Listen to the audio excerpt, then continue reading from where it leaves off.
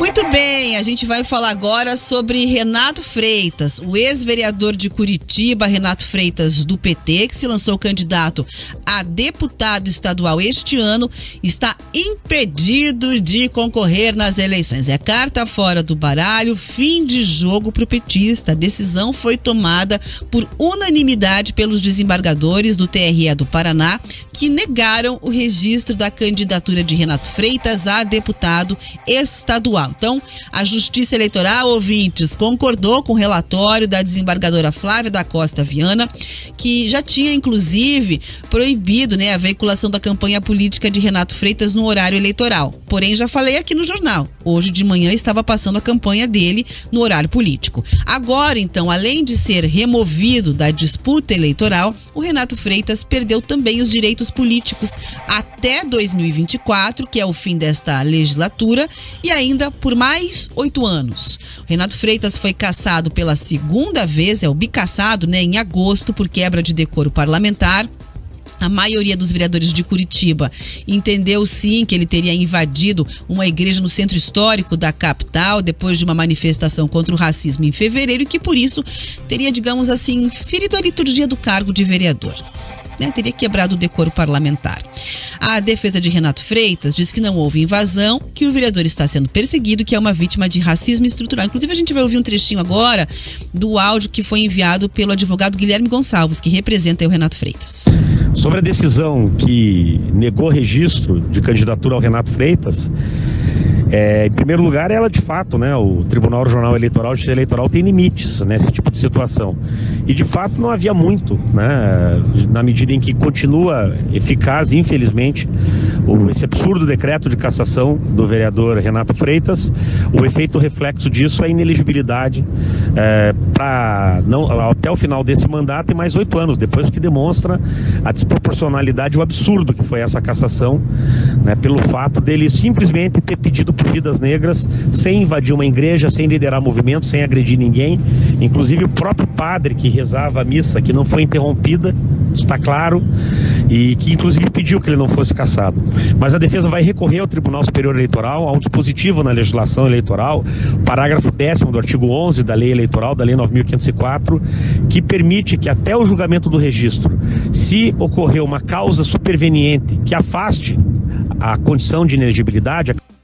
É isso, está explicando aí, portanto, o advogado que vai recorrer. Basicamente é isso, diz que não vai desistir, vai recorrer. Ainda na fala dele, ele reforça que, no entender da defesa, o Renato Freitas não descumpriu nenhuma norma da Câmara de Vereadores. Ele relembra também que os vereadores, de certa forma, teriam, vou usar uma expressão mais popular, que passado um pano em casos mais graves de rachadinha, de outros crimes, e afirma que o Renato Freitas estaria sendo perseguido por uma questão de racismo estrutural por políticos tradicionais. É mais ou menos o resumo da ópera e da explicação do advogado, isso, tá certo?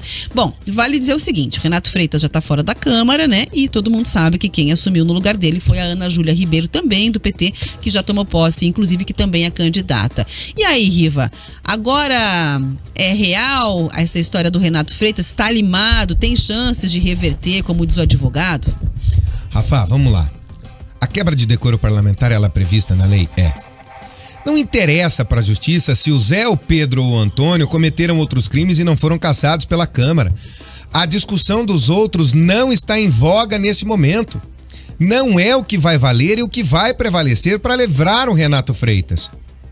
Ele quebrou o decoro, ponto. E a Câmara é soberana e o plenário da Câmara é soberano nessa decisão. E a Justiça Eleitoral não vai se meter nisso, porque ela tem a soberania e nessa soberania decidiu pela cassação. Pode ter até de forma inconsciente um racismo estrutural, óbvio que pode, ninguém está negando isso. Mas que ele deu motivos para quebra de decoro parlamentar, isso é líquido e certo. E a Câmara se debruçou sobre essa história e foi atrás. Não tem nada ilegal cometido contra o Renato Freitas. Houve uma denúncia, houve uma defesa, houve possibilidades, houve a votação.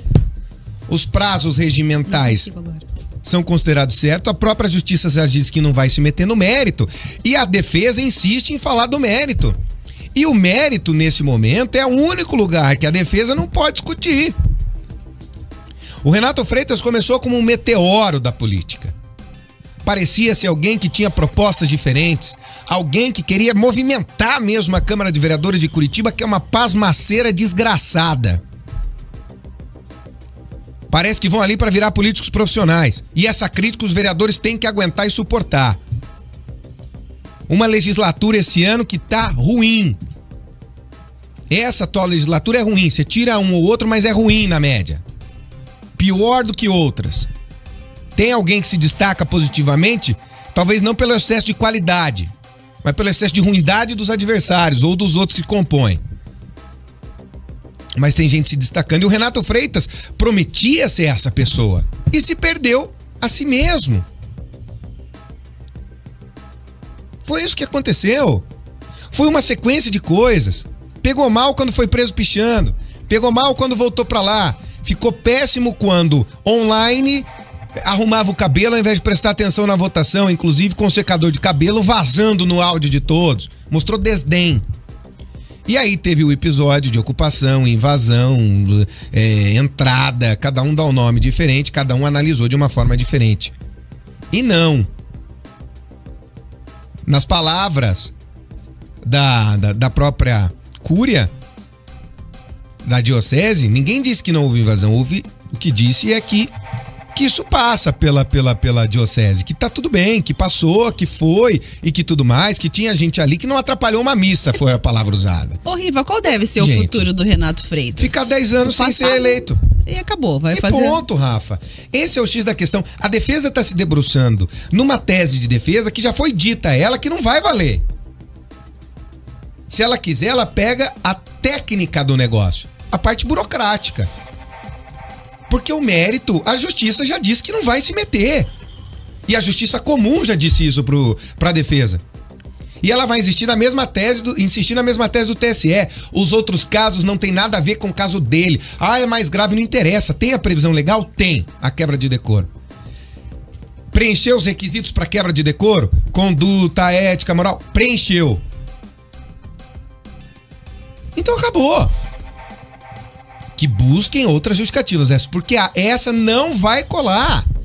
Como já não tem colado. Não, mas o discurso vai continuar. Vai. Possivelmente. Para os próximos 10 anos. Em termos práticos, na justiça, nada. É muito difícil a chance de reverter. Não vou falar que é impossível, porque a gente está no Brasil, mas é muito difícil que a gente consiga acompanhar uma revisão de uma decisão do TRE. Então, a tendência é de que isso aconteça, né? E aí, Riva, o discurso vai continuar. Vai. O discurso injustiçado, que foi perseguido e tal. Isso e vai não ser vinha dito. fazendo uma boa legislatura também.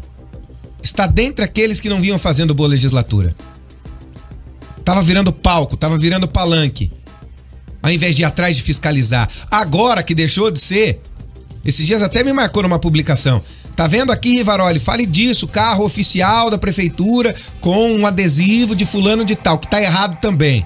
Se tem carro que serve ao prefeito, que serve ao gabinete, que tá com adesivo de candidato, tem que ir lá e tirar e dar multa a quem fez isso, porque é errado. Tá fiscalizando mais agora do que fazia.